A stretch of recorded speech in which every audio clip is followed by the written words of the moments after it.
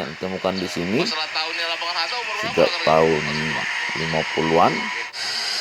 Ada yang berdagang makanan ringan, kemudian latihan sepak bola, sampai kepada penjual buah-buahan dan sayur-sayur. Bagaimana sejarah dan seperti apa kondisi lapangan Hatta saat ini? Mari ikuti laporan. Assalamualaikum warahmatullahi wabarakatuh. Jadi memang ternyata lapangan Hatta ini makanya disebut lapangan Hatta karena pada saat itu Muhammad Hatta, wakil presiden yang sebelumnya tahun 1945 memproklamasikan kemerdekaan bersama Soekarno, sehingga di bawahnya itu Soekarno Hatta.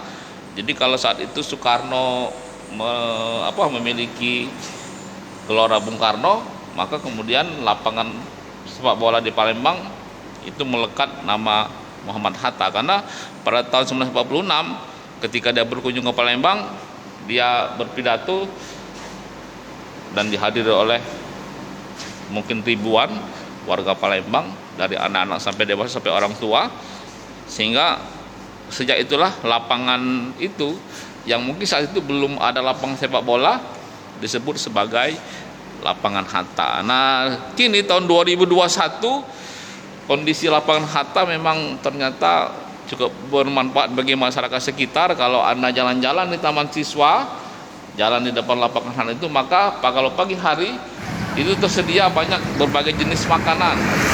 Makanan ringan, sarapan, martabak, kue-kue, kemudian ada buah-buahan, ada sayur-sayuran, bahkan ada juga yang berjualan beras. Kalau agak sore ada yang jual duren, nanti bisa Anda saksikan. Dan di lapangan Hatta sendiri ternyata 3 kali seminggu, Senin, Kamis, Minggu itu diisi dengan kegiatan latihan sepak bola, karena di sana ternyata ada semacam sekolah sepak bola namanya Parmel Hatta, cabang dari Bogor atau Tangerang, yang memang memanfaatkan lapangan tersebut. Walaupun kondisi lapangan juga memang untuk pertandingan barangkali memang tidak standar ya. Demikianlah mungkin yang jelas lapangan Hatta bermanfaat bagi masyarakat sekitar, bagi atlet juga dalam pembinaan sepak bola.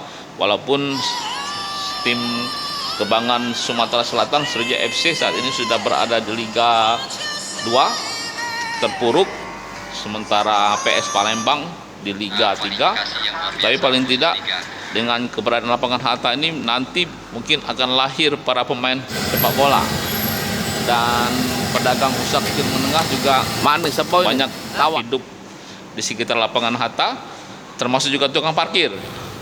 Oke, mari kita ikuti bagaimana sejarahnya lapangan Hatta, juga nanti akan saya sampaikan.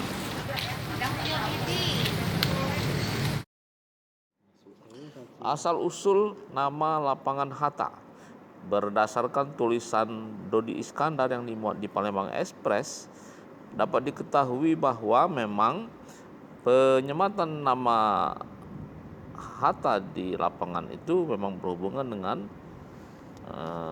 nama wakil presiden pertama Indonesia, Muhammad Hatta.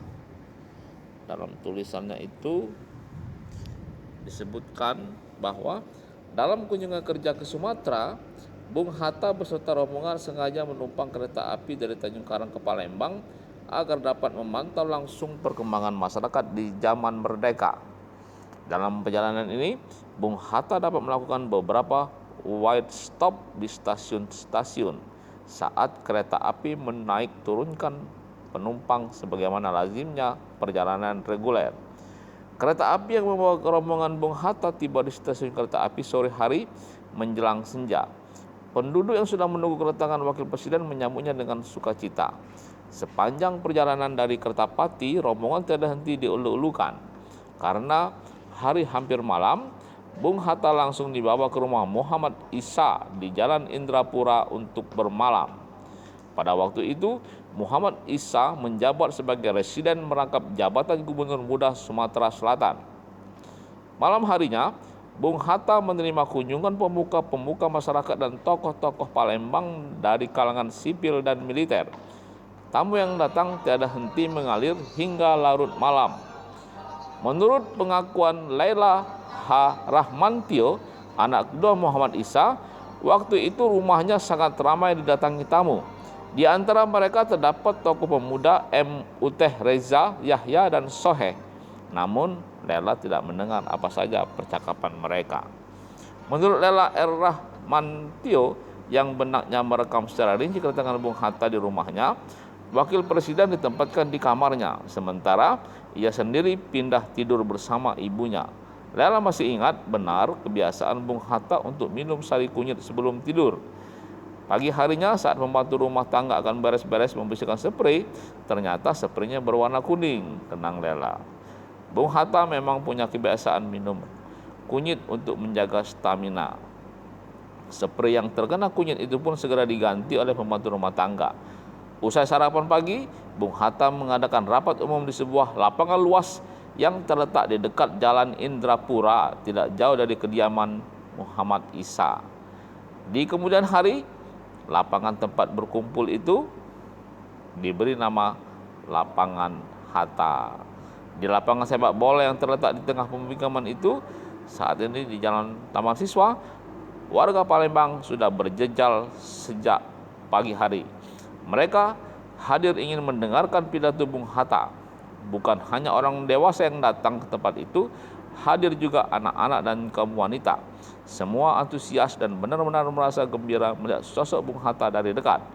Sebelum Bung Hatta bicara, Muhammad Isa terlebih dahulu memberikan kata sambutan. Pidato ini segera disusul dengan pidato-pidato yang disampaikan oleh Gubernur Suryo, Insinyur Lau, dan Tengku Muhammad Hasan. Rangkaian rapat umum ini diakhiri dengan pidato Bung Hatta yang membakar semangat juang. Jadi itulah kisahnya. Kemudian lapangan itu diberi nama Lapangan Hatta. Pada saat itu dalam pidatonya Bung Hatta berpesan agar rakyat Palembang tetap berada di belakang Republik, setia kepada negara hasil proklamasi, dan tidak termakan bujuk rayu Belanda. Bung Hatta selalu menekankan untuk tidak percaya begitu saja kepada Belanda, karena Belanda tidak rela Indonesia menjadi bangsa yang merdeka. Bung Hatta merasakan heroisme rakyat Palembang dalam menentang penjajahan Belanda tidak main-main. Hal ini telah dibuktikan pada peristiwa Perang 5 Hari 5 Malam pada 1-5 Januari 1947, 6 bulan sebelum Bung Hatta datang ke Palembang. Berarti 6 bulan Selasa Minggu. Jadi pada saat pidato itu berarti Selasa, Kamis, Minggu.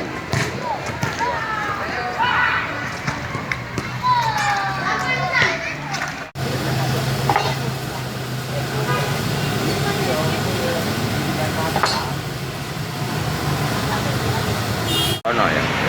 Jadi tahun 55 Bapak ke Palembang? Iya, umur setahun. Mau setahun. Oh, tapi sudah tahu waktu itu ya Lapangan Hatta. Tinggal di mana waktu itu Pak?